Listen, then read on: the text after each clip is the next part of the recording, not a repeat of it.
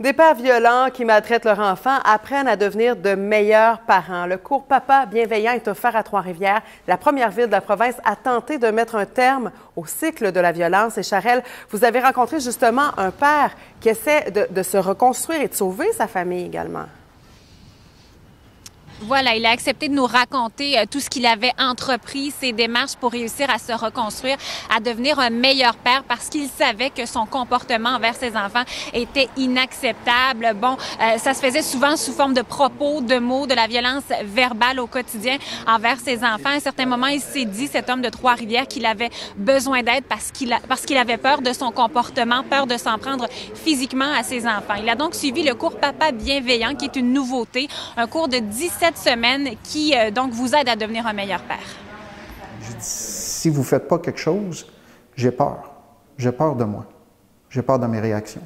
Donner des claques sur une table pour faire sauter ou faire peur aux gens, ça a déjà été une partie de ma vie.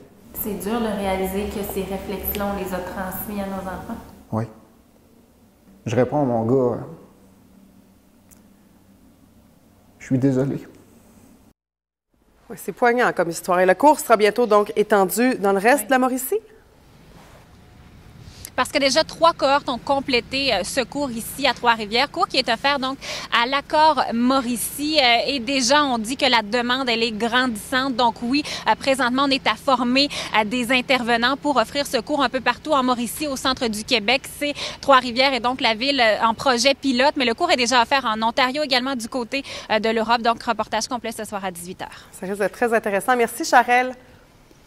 Alors, on poursuit la discussion avec le psychologue Kevin Gaudreault. Docteur Gaudreault, est-ce que ce genre d'initiative peut vraiment fonctionner? Est-ce que ça vient changer la donne? Est-ce que les pères peuvent vraiment changer ces comportements extrêmement nocifs, dangereux pour leurs enfants?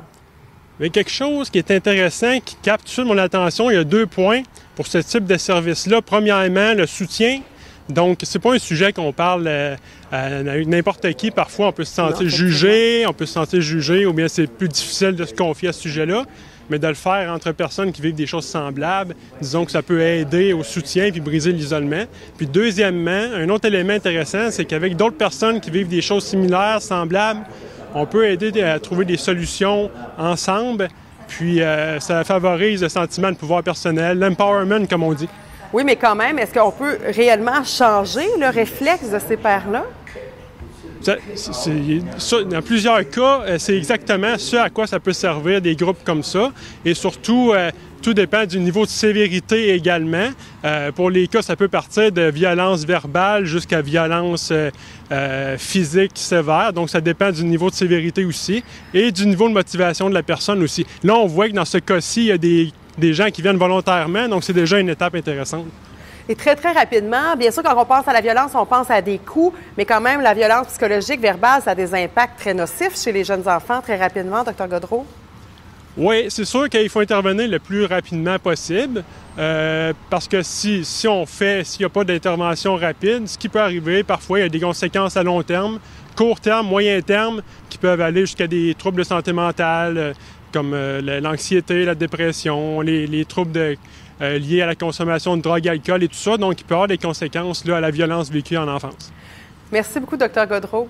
Alors, si jamais à la maison, vous vivez donc une problématique semblable, vous pouvez bien sûr contacter l'accord Mauricie. Ça serait quand même intéressant de faire le point un petit peu plus tard sur ce projet-là. Merci, Dr. Gaudreault. Merci beaucoup.